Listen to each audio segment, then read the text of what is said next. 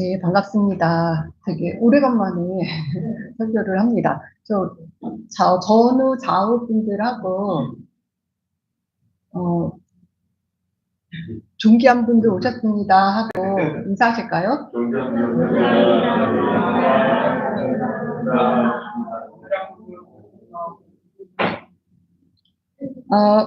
갈라디아서를 다루고 한참 지나서 다시 갈라디아서로 돌아왔습니다. 지난번에 갈라디아서 전했던 말씀은요, 아브라함의 믿음에 관한 말씀을 전해드렸었거든요. 아브라함의 믿음이 어디서 왔는지 살펴봤습니다. 우리가 믿음의 조상이라고 일컬어지는 아브라함이지만, 아브라함이 믿음을 갖게 되는 데에는 아브라함이 한 것이 아무것도 없이 오직 하나님의 계획과 또 하나님의 요청과 또 끊임없는 설득으로 아브라함이 믿음을 갖게 되었다고 말씀드렸고요. 그것을 또 하나님이 의로 여겨주셨다라는 이야기였습니다. 그리고 우리 또한 하나님의 은혜로 이런 아브라함과 같은 그런 은혜를 갖게 되었고, 그리스도 예수 안에서 아브라함의 복을 함께 누리게 되는 그런 사람들이 되었다라는 그런 말씀을 나누었습니다. 이어서 오늘은 이제 갈라디아서 3장 15절에서 15절까지 저희 읽어보았는데요. 사실은 오늘 본문을 다루는 29절까지 읽어야 합니다. 근데 그 말씀을 다 함께 읽었다가는 말씀을 전하기도 전에 아이고 이것이 도대체 무슨 말씀인가 하면서 아이고 나는 오늘 설교 말씀 안 들을란다 이러실까봐 제가 짧게 읽었습니다. 사실 길어서가 아니라 어려워서입니다. 좀 갈라디아서가 좀 난해한 그런 부분들이 있어가지고 읽으면 좀 어려워요. 그래서 오늘 이제 설교를 듣고 집에들 돌아가셔가지고 이 3장을 끝까지 한번 다 읽어보시기 바랍니다. 혼자 읽기엔 좀 어렵지만 설교를 듣고 집에 가서 읽으시면 아 이런 말씀이구나 하고 큰 깨달음을 얻으실 수 있을 줄 믿습니다. 오늘 말씀은요, 성경을 이렇게 좀 전체를 아우르는 그런 지식이 있어야 좀 이해하기가 쉽습니다. 우리가 이렇게 성경을 읽을 때 어떤 한 구절만 딱 떼내가지고 이렇게 읽는 방식이 굉장히 위험한 방식이거든요. 우리가 이제 이거를 어떤 단락만 읽더라도 그것을 이해할 때는 성경 전체의 지식을 가지고 이해를 해야 됩니다. 우리가 그걸 통전적으로 성경을 읽는다 이렇게 표현을 합니다. 우리 사람의 말도요, 이렇게 사람 말할 때도 그렇잖아요? 앞뒷말 다 잘라내고, 그것만 이렇게 하면은 이해하고 전달하고, 이러면은 그 사람 말이 왜곡되는 경우 되게 많잖아요. 막 엉뚱한 방향으로 흘러가죠? 그래서 성경도 그런 경우가 많고, 또 그렇게 많이 활용하는 게 이제 2단, 3단들이 이제 그렇게 많이 활용들을 많이 하죠. 그래서 성경을 읽을 때는, 이것을 또 이해할 때는 그 앞뒤 문맥, 또 그것이 말해지는 정황, 사회적 배경 이런 것들을 좀 이해를 하고 읽어야 아 이런 뜻이구나 하면서 하나님의 의도를 왜곡하지 않을 수가 있는 것입니다. 그래서 우리는 이제 성경 전체를 아우르는 지식을 가져야 하는데요. 그럼 이렇게 두꺼운 성경을 내가 다 알아야지 이해할 수 있는 거야? 그럼 난 여기서 그냥 포기할란다 이렇게 생각하시는 성도님도 혹시 계시는지 모르겠어요. 근데 그러실 필요는 없습니다. 제가 기쁜 소식을 알려드릴게요. 제가 일타 강사처럼 이해하기 쉽게 간결하게 딱 요약해가지고 지금 핵심만 말씀드리겠습니다. 성경은요, 두 가지 책으로 이루어졌죠. 무슨 책이에요?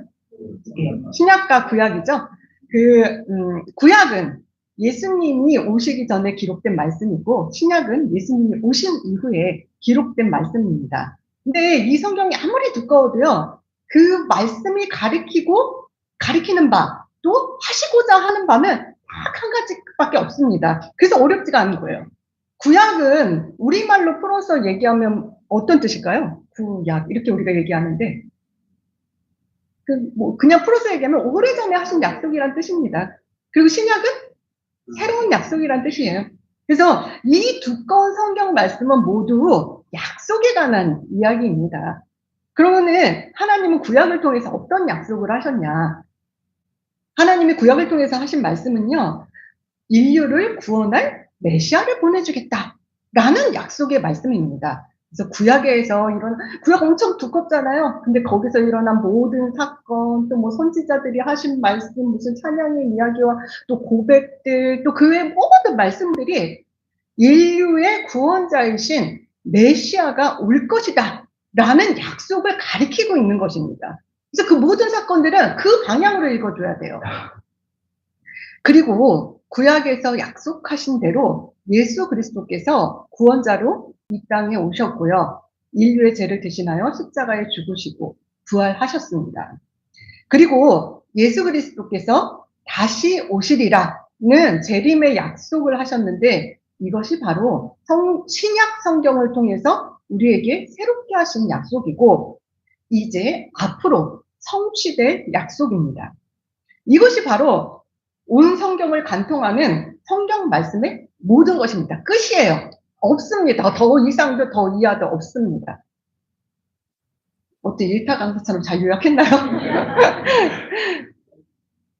여러분들이 성경을 읽을 때 이러한 관점을 가지고 이해하는 것이 굉장히 중요합니다. 관점, 이것은 굉장히 중요한 일입니다. 관점이나 시각이 다르면요. 같은 현상, 같은 사실을 보고도 다 각기 다른 해석을 하기 때문입니다. 그리고 이제 간혹 이제 성도님들 중에서도 말씀을 이제 곡해하는 그런 경우들이 생기기도 하죠. 그런데 이제 우리 매일교회 성도 여러분들은 올바른 관점을 가지고 성경 말씀에 관한 지혜가 충만한 성도님들 다 되시기를 바랍니다. 오늘 본문에는요, 언약이라는 단어가 등장합니다. 언약이라는 것은 법적인 구속력을 가지는 쌍방 간의 약속을 뜻합니다. 여기 오늘 본문에 등장한 언약은 아브라함의 언약과 모세의 언약이라고 불러지는 언약을 비교하고 있습니다. 그러니까 아브라함이 하나님과 그리고 모세가 하나님과 약속을 했다, 약조를 했다, 또는 계약을 했다. 이런 내용, 이런 뜻입니다. 그런데요, 본문을 이제 자세히 보면 둘 다 언약이라고 표현할 수 있는 단어를 아브라함의 언약은 약속이라고 칭하고 있는 반면에요. 모세와의 언약은 율법이라고 구분하여 설명하고 있다는 점을 유의하여 보시기 바랍니다. 그 언약들이 뭔가 차이점이 있기 때문에 바울이 이를 구분해서 사용을 했겠죠? 이제 언약이라는 말로 통칭하지 않고 약속과 율법으로 이렇게 구분하여 설명을 하고 있습니다. 자, 그럼 그 차이점이 무엇인지 한번 살펴보도록 하겠습니다. 먼저 하나님께서는요, 아브라함과 어떤 언약을 맺으셨는지 살펴보도록 하겠습니다. 사실 이 언약의 내용은요, 지난번 설교에서 사실 자세히 설명을 드렸어요. 다 기억을 하고 계실지 모르겠지만, 잘 기억하고 계시리라고 생각하지만, 그냥 간단하게 다시 한번 살펴보도록 하겠습니다. 아브라함에게 복을 주시겠다고 약조하셨어요. 그 복의 내용이 어떤 것이었나요? 기억나시나요? 우리 목사님은 성경 구절을 그냥 암송을 하고 계시는데요. 아브라함으로 큰 민족을 이루고 또 이름이 창대케 되며 자손에게 땅을 주시겠다. 뭐 그 외에도 또 다른 약속들도 하셨는데 이게 주된 약속이죠. 이런 약속을 하셨습니다. 그리고 아브라함으로 말미암아 모든 민족이 복을 얻는 복의 근원이 될 것이라고 그렇게 말씀을 하셨습니다. 하나님은 여러 번, 한 번만 나타나신 게 아니고 여러 번 나타나셔서 아브라함과 또 그 자손인 이삭과 야곱에게도 나타나셔서 약속을 계속 재확증을 해주시는데요. 우리 창세기 26장 4절을 함께 읽어보도록 하겠습니다. 시작. 하늘의 별과 같이 번성하게 하며 이 모든 땅을 내 자손에게 주리니 내 자손으로 말미암아 천하 만민이 복을 받으리라. 하나님께서 아브라함과 약속하는 모든 약속의 핵심은 아브라함의 후손을 통해 천하 온 만민이 복을 받도록 하는 것, 즉 구원자를 보내시겠다는 약속입니다. 여기서 자손은 장차 오실 예수 그리스도를 일컫는 말입니다. 예수 그리스도는 아브라함의 계보를 따라 이 땅에 오셨습니다. 그 예수 그리스도를 통해서 온 천하가 복을 받게 될 것이라고 약속하고 계시는 것입니다. 이것은요, 아브라함의 직계 자손뿐만 아니라 또 어느 한 민족만을 뜻하는 것이 아니라 온 천하의 만민이 복을 받게 될 것이라고 하시는 약속입니다. 하나님의 이 언약, 이 약속으로도, 약속 때문에 우리도 아브라함의 자손이 될 수 있게 되었고요. 하늘의 유업을 잇는 그런 복을 받는 자가 되게 된 것입니다. 이 말씀에 보면 자손이라는 말이 쓰였는데요. 이 자손은요, 그 히브리 말로 단수로 쓰여 있습니다. 그래서 바울은 이것을 다시 한번 바르게 지적하면서 그분이 바로 그리스도이시다라고 이제 선언을 하고 있는데요. 오늘 본문 3장 16절을 한번 함께 읽어보도록 하겠습니다. 시작. 이 약속은 아브라함과 그 자손에게 말씀하신 것인데 여럿을 가리켜 그 자손들이라 하지 아니하시고 오직 한 사람을 가리켜 네 자손이라 하셨으니 곧 그리스도라. 아멘. 이렇게 아브라함과 맺은 하나님의 약속은요, 하나님께서 자기 백성을 구원하시기 위해서 행하실 계획, 하나님께서 하실 일에 초점을 맞추어져 있습니다. 그러니까 아까 제가 말씀드렸듯이 원래 언약이라는 것은요, 쌍방간에 그에 합당한 의무와 책임 이런 것들을 요하는 것임에도 불구하고 이 약속의 내용을 살펴보면 그저 하나님이 무조건적으로 주시는 선물이고 은혜임을 알 수가 있습니다. 이 언약은요, 아브라함에게 무슨 어떤 행위나 계약 조건이나 뭐 이런 거 요구하지 않습니다. 그런 것하고는 아무 상관도 없는 철저히 하나님 편에서 주도하신 언약이고 무조건적인 언약이고 또 아브라함뿐만 아니라 온 인류와 관련된 그런 포괄적인 언약입니다.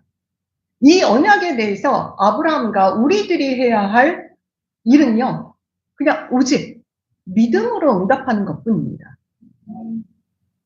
자, 이제 이건 제가 지난번에 자세히 다뤘기 때문에 이렇게 간략하게 설명을 드렸고요.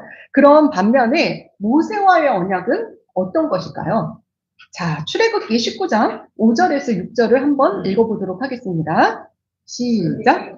세계가 다 내게 속하였나니 너희가 내 말을 잘 듣고 내 언약을 지키면 너희는 모든 민족 중에서 내 소유가 되겠고 너희가 내게 대하여 제사장 나라가 되며 거룩한 백성이 되리라. 너는 이 말을 이스라엘 자손에게 전할지니라.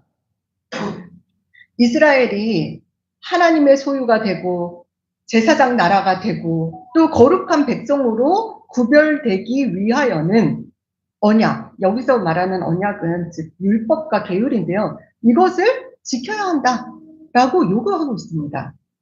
율법으로 대표되는 모세 언약은 하나님과 인간 간의 상호적인 계약입니다. 이 계약에는 인간의 독점적인 행위가 요구됩니다. 자, 우리 이제 약속과 이 율법 이것을 조금 더 쉽게 이해하는 예를 한번 좀 드려보도록 하겠습니다. 남자와 여자가 사랑을 합니다. 그러면은 결혼을 하고 싶겠죠. 그래서 결혼을 하는데요. 이 결혼을 하는 데는 사랑만 있으면 됩니다. 그런데 결혼을 하고 난 후에는 사랑만 가지고 살 수 있던가요? 살아보신 분들께서 말씀하시면 될 것 같은데요. 결혼을 하고 난 후에는 사랑만 가지고 살 수가 없습니다. 건전한 결혼 생활을 유지하기 위해서는 남편은 남편으로서, 아내는 아내로서 해야 할 그런 책임 있게 해야만 결혼 생활이 건강하게 잘 유지가 될 수 있습니다. 그러니까 하나님의 우리를 향한 그런 무한한 사랑으로 아무 조건 없이 우리는 주님의 신부가 되었습니다. 여기에는 뭐 어떤 책임이나 책무나 뭐 이런 게 필요가 없었어요. 하나님의 사랑으로 그냥 우리는 하나님과 결혼을 했어요. 그런데 이제 그 다음에 하나님의 신부로서, 하나님의 백성으로서 하나님과의 관계 사이에서 지켜야 할 것이 이 규율이고 바로 율법이라는 것입니다. 그러니까 구원이 먼저였습니까? 율법이 먼저였습니까? 구원이 먼저였는데 거기에는 아무 조건도 없었다는 거죠. 오직 사랑만 있었습니다. 자, 우리 율법에 대해서 조금 더 이해하기 쉽게 우리 양자 삼은 예도 한번 들어보도록 하겠습니다. 제가 언제 한번 들은 적이 있는데요. 어느 부모가 보육원에서 어떤 고아를 보고 너무 애틋하고 사랑하는 마음이 생겼습니다. 그래서 그 아이를 양자로 삼았습니다. 그 아이를 양자 삼을 때 이 아이가 무슨 주장하거나 뭐 이게 당연하다거나 이런 권리가 있었을까요?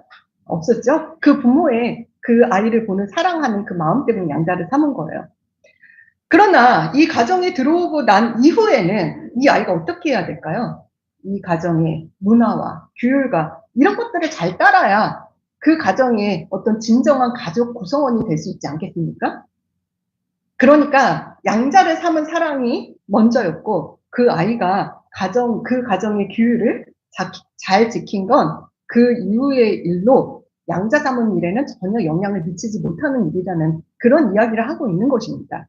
그것을 바울은 17절에서 이렇게 표현하고 있습니다. 자, 읽어볼까요? 이것을 말하노니 하나님께서 미리 정하신 언약을 430년 후에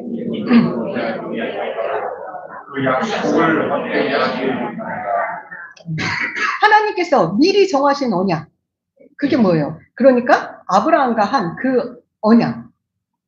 내가 세상의 모든 민족에게 복을 줄 구원자를 보내시겠다는 언약 아니겠어요? 그 언약이 430년 후에 시내산에서 하나님께서 모세에게 주신 율법에 어떤 영향도 미칠 수 없다는 것입니다. 우리가 아브라함의 자손이 되어 그리스도의 것이 된 것, 그리고 그래서 유업을 이을 자가 된 것, 그 구원은 하나님의 은혜의 약속으로 이루어진 것이지 율법을 잘 지켜서 또 뭔가 그래서 잘해서 우리가 잘해서 무언가 칭찬받을 만한 일이 있어서 그래서 이루어진 일이 아니라는 이야기를 하고 있는 것입니다.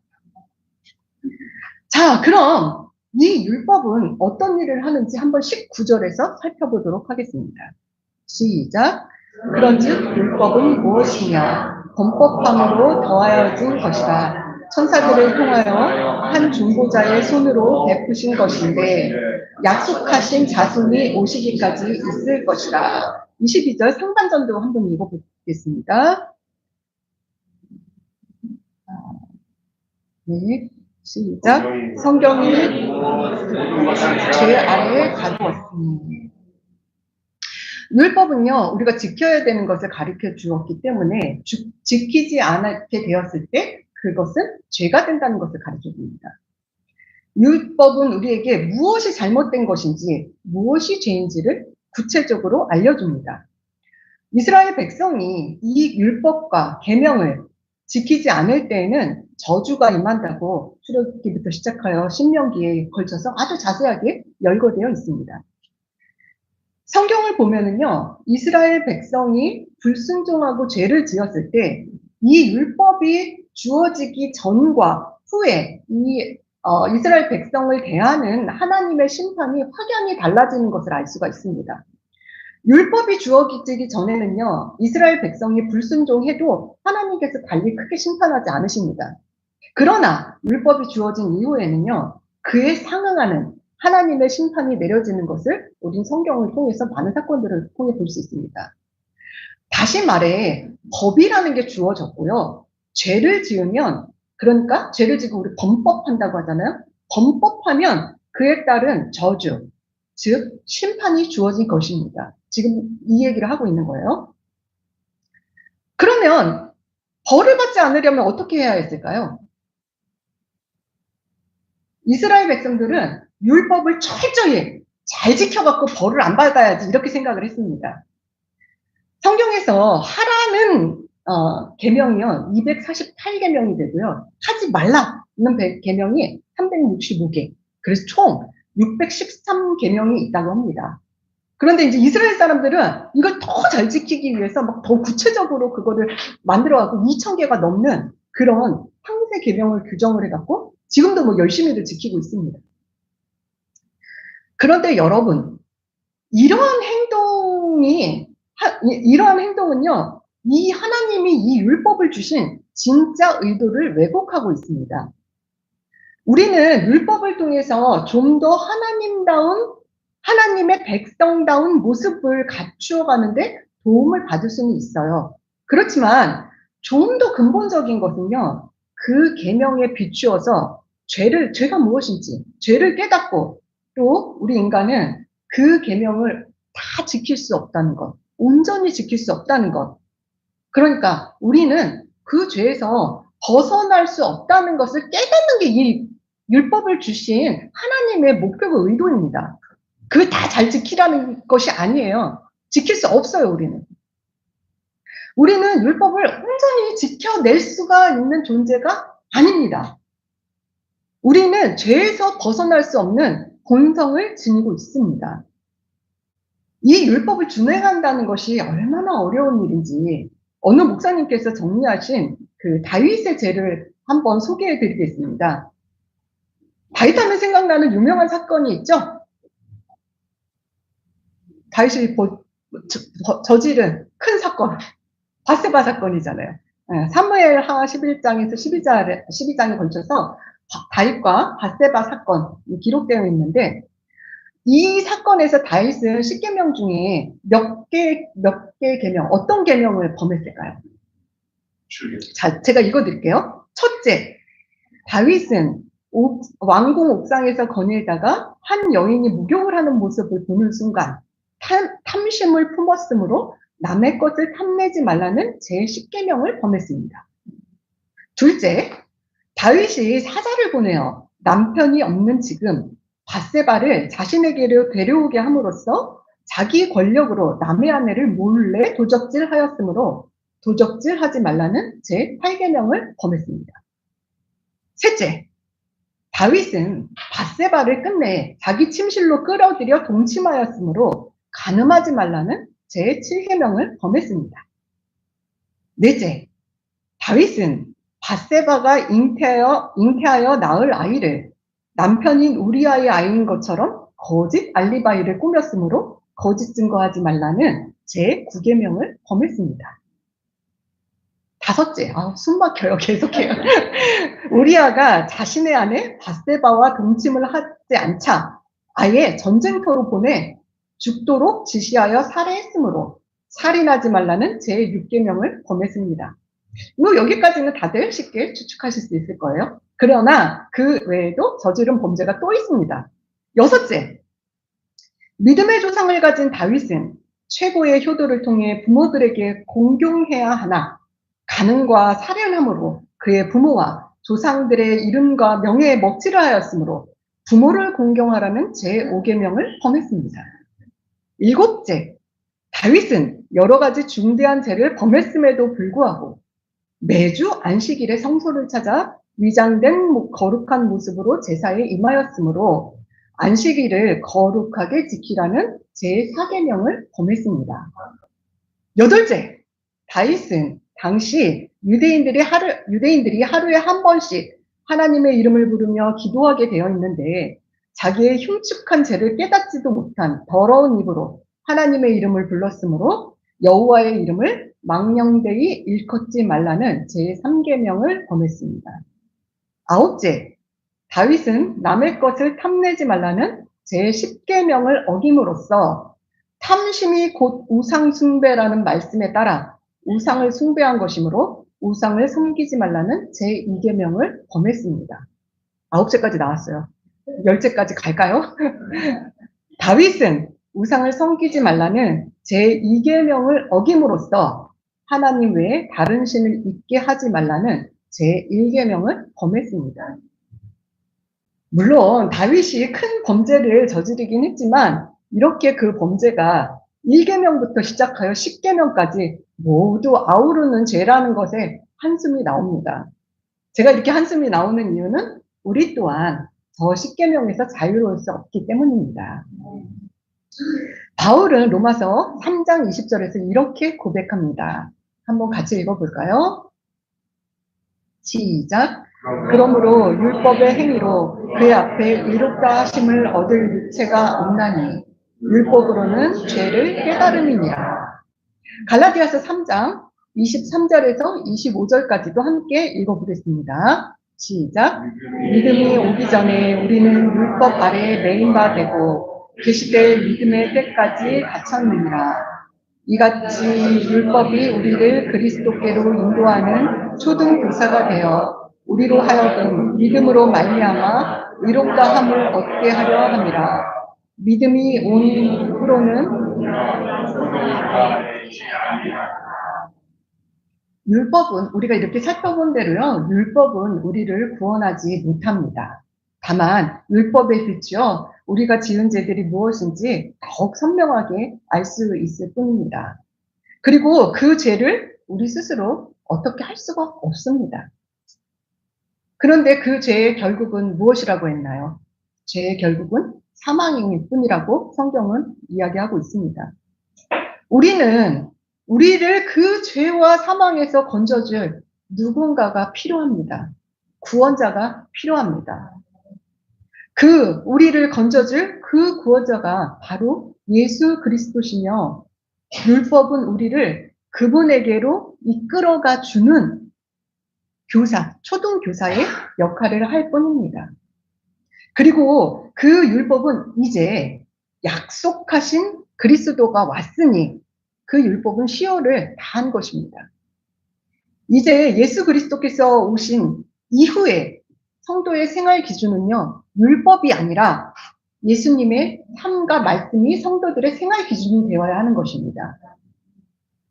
그러나 우리는 아직도 율법주의와 같은 생각과 행동을 하는 경우가 많이 있습니다. 특히 우리가 경계해야 할 것은 형식주의입니다. 사람 간에도 예의가 너무 과하면 그 사람하고 친해지기가 쉽지가 않죠. 하나님과 성도의 관계에서도 너무 지나친 형식은요, 자칫 하나님과 친밀한 관계를, 친밀한 교제를 할 수 없게 합니다. 지나치게 형식만을 강조한 예배는 하나님과의 교제에서 누리는 참된 기쁨, 그것을 누릴 수 없게 만듭니다. 또한 습관적으로 예배에 참여하는 사람들도 영적인 예배에 참된 기쁨을 맛볼 수 없습니다. 습관적인 예배 참석, 습관적인 헌금 생활, 또 봉사하지 않으면 벌 받을 것 같고 봉사해야 복 받을 것 같고 하는 이런 것들이 참된 신앙이 될 수가 없습니다. 그것은요, 신앙생활이 아니고요, 그저 종교 활동입니다. 그리고 이런 우리의 종교 활동은요, 어느 사이 불현듯 자기 자신의 의가 되고 또 나의 행위를 자랑하는 일이 되게 됩니다. 내가 교회를 위해서 어떻게 했는데 나에게 어떻게 이렇게 섭섭하게 할 수가 있지? 혹시 이런 마음 가지신 적 없으신가요? 인생이 내 뜻대로 되지 않을 때 하나님, 내게 어떻게 이렇게 하실 수가 있어요? 내가 뭘 그렇게 잘못했다고 나한테 이러실 수 있어요? 혹시 이런 적은 없으신가요? 혹은 또 내가 모든 일이 다 잘 되길 바라는 마음으로 뭐 만사형통, 또 그 사업형통 이런 것들을 위해서 헌금 생활을 하고 있지는 않으신가요? 또는요, 저 사람은 교인이라는 사람이 어떻게 저런 말을 하지? 어떻게 저런 행동을 하지? 하면서 율법을 타인을 정죄하는데 그런 곳에 사용하고 있지 않는지 한번 돌아보시기 바랍니다. 성도 여러분, 내가 이렇게 했는데, 내가 교회를 위해서, 또 내가 누구누구를 위해서, 내가 주님을 위해서 이렇게 했는데 하면서 자기 의의를 묵상하고 계시지는 않은지, 그런 여러분들 되지 않길 소망합니다. 늘 범죄하며 죄 중에 살아서 필연적으로 죽을 수밖에 없는 나를 위하여 구원자를 보내주시겠다고 약속하시고 그 약속대로 예수 그리스도를 보내주신 하나님의 끝없는 사랑을 묵상하시기 바랍니다. 보잘것없는 이런 나를 사랑하시는 하나님의 한없는 은혜를 묵상하시기 바랍니다. 그 하나님의 은혜에 감격하여 예배에 참석하고 내게 주신 것이 너무 많은 것에 감사하여 헌금을 드리고 나를 사랑하신 그 은혜가 넘쳐서 이웃에게 나눠주기를 기뻐하는 성도 여러분들 되시길 바랍니다. 오늘은 12월 셋째 주예요. 성탄절 이제 4주간은 이제 대림절 대강절이라고 해서 예수님께서 이 땅에 탄생하심을 기뻐하며 또 이미 오신 예수님의 탄생을 기뻐하고 또 나아가서 앞으로 다시 오시겠다고 약속하셨다고 하셨죠? 그 앞으로 오실 예수 그리스도를 기다리며 고대하는 그런 대림절, 대강절 기간을 보내고 있습니다. 2000년 전 하나님께서 친히 육신의 몸을 입어 이 땅에 구원자로 오셨습니다. 죄와 사망에서 우리를 구원해 줄 구원자를 주시겠다는 하나님의 약속을 이루셨습니다. 하나님은 자신이 하신 약속을 변개치 않으시고 반드시 이루십니다. 또한 예수 그리스도께서 다시 오시겠다 하신 약속도 반드시 이루어질 것입니다. 우리는 그 소망을 가슴에 품고 이미 오신 예수님, 다시 오실 예수님의 강림을 기대해야 합니다. 우리가 어떤 마음으로 예수 그리스도를 기다려야 하는지 이런 우리의 마음가짐에 대해 말씀을 나누며 마무리를 하려고 합니다. 여러분, 혹시 사랑하는 누군가를 기다려본 경험들 다들 있으시죠? 데이트에 나가서 사랑하는 연인을 기다려보기도 하고요. 또 자녀가 있으신 분은 군대 간 아들의 첫 휴가를 손꼽아서 기다려보신 분도 있을 것 같아요. 저희 가족은요, 뉴질랜드에 살고 있는 둘째 동생의 가족이 한국에 방문한다고 하면 다들 아주充分 상태가 됩니다. 둘째 동생이 총각김치를 좋아하거든요. 엄마는 벌써 며칠 전부터 시장에 나가서 총각김치 사오고 김치하고 또 좋아하는 반찬들 아주 냉장고를 꽉꽉 채웁니다. 또 다른 가족들은 온 집안 청소하고 또 그 가족들이 쓸 방 안에다가 침구도 갖다 놓고 또 필요한 물건도 미리미리 다 쟁겨 놓습니다. 이게 힘들까요? 안 힘들까요? 힘들어요. 몸은 힘들어요. 그런데 전혀 힘들게 느껴지지 않아요. 왜요? 사랑하는 사람을 곧 만나게 될 테니까요. 여러분, 예수님 사랑하시죠? 그 예수님이 이 땅에 오십니다. 사랑하시는 분이 오시는데 그럼 우리도 그분이 좋아하는 것을 준비하면서 기다려야 하지 않겠습니까? 우선 청소부터 하시기 바랍니다. 그 청소는 회개입니다. 나의 죄를 인정하고 고백하고 용서를 구하여 우리 심령을 깨끗하게 정비하는 것입니다. 예수님은 의인을 부르러 오신 것이 아니라 죄인을 부르러 오셨습니다. 제가 어제 TV를 잠깐 보는데 어떤 그 이단에 갔던 사람이 나오는 장면을 제가 짧게 봤어요. 이제 그 사람이 이런 말을 하더라고요. 거기서 계속 죄에 대해서 많은 얘기를 한다고 해요. 그러니까 그 사람이 이렇게 따져보니까 자기가 너무 그 죄에 안 걸리는 게 하나도 없는 거예요. 그러니까 그거를 계속 생각하다 보니까 너무 그게 가슴에 눌려갖고 자기가 공황장애가 왔었노라 이런 이야기를 하더라고요. 이단은 제가 가보진 않았지만 그 죄를 계속 죄짐을 줌으로써 이 사람들이 그 죄짐 때문에 그 이단이 계속 나오게 하는 그런 구실로 사용을 하는 것 같습니다. 우리가 죄짐에 눌려서 살 필요가, 우리는 제가 회개하라 해서 죄를 생각하고 묵상하고 고백하라고 말씀을 드렸지만 그 죄짐에 눌려서 살아라는 말씀은 아닙니다. 왜냐? 우리는 예수 그리스도께서 그 죄짐을 다 가져가셨기 때문이에요. 거기까지 가야지 진짜 신앙이에요. 내 죄만 아는 것 같고 고백하는 것 같고 안 됩니다. 이것을 예수 그리스도께서 전부 가져가셨고 나는 죄짐에서 사망에서 그 어둠의 권세에서 풀려났다는 그 기쁨의 상태까지 가야 그 복음이 진정 내 복음이 되는 것입니다. 여러분들의 마음에 그 복음으로 인한 참된 평안, 참된 기쁨이 넘쳐나시기를 소망합니다. 그리고 우리는요, 주님께서 기뻐하시는 일에 동참하기를 원합니다.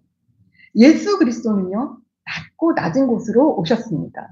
소외되고 연약한 자들 속으로 오셨습니다. 성탄절에 들뜬 세상의 따뜻석하고 화려한 곳들을 바라보지 마시고요. 우리 주님이 그러셨듯이 이 추운 겨울에 연약하고 힘겨워하는 이웃들을 바라보며 도움이 되시는 여러분들 되시기 바랍니다. 이웃들을 사랑하시기 바랍니다. 예수님은 율법을 폐하러 오신 것이 아니라 완전하게 하러 오신 분이다 라고 성경을 증언하고 있습니다. 물론 지금 우리가 살펴봤듯이 구속사적인 차원에서 모세가 받은 우리 구약에서 얘기한 율법은 복음이 도래했기 때문에 폐하여졌습니다. 그러나 그 정신은 계속 이어지고 있는 것입니다. 예수님께서는 우리를 죄와 사망의 법에서 해방시키시고 생명의 성령의 법을 새롭게 주셨습니다. 새로운 그리스도의 법을 주셨습니다. 자, 이제 예수님께서 우리에게 주신 새 계명, 그리스도의 법, 생명의 성령의 법을 함께 큰 소리로 읽으며 이 말씀대로 예수 그리스도의 오심을 기다리는 매일 교회 성도님들 되시길 소망합니다. 자, 요한복음 13장 34절을 함께 읽겠습니다. 새 계명을 너희에게 주노니 서로 사랑하라. 내가 너희를 사랑한 것 같이 너희도 사랑하라. 아멘. 기도하겠습니다. 사랑이 충만하신 하나님, 우리를 죄와 사망에서 건지시기 위하여 예수 그리스도를 이 땅에 보내주심에 감사를 드립니다. 하나님은 우리의 구원 계획을 창세부터 세우시고 우리가 죄악 중에 있을 때도 구원의 약속을 하여 주신 은혜의 하나님이십니다. 하나님은 약속을 변개치 않으시며 반드시 실행하시는 신실하신 하나님이십니다. 하나님, 저희가 무엇이 죄인지 깨달을 수 있도록 성령께서 조명해 주시길 원합니다. 그리고 예수 그리스도의 대속의 은혜를 힘입고 회개할 수 있도록 회개의 영을 부어주시고 우리 마음에 기쁨과 평안이 넘쳐나게 하옵소서. 이 대림절의 기간을 보내며 낮고 낮은 곳으로 오신 주님의 마음 우리에게 부어주셔서 연약한 이웃들을 사랑하는 마음을 주시고 그들을 돌봄으로 주님을 기쁘시게 해드리는 저희들 되게 하옵소서.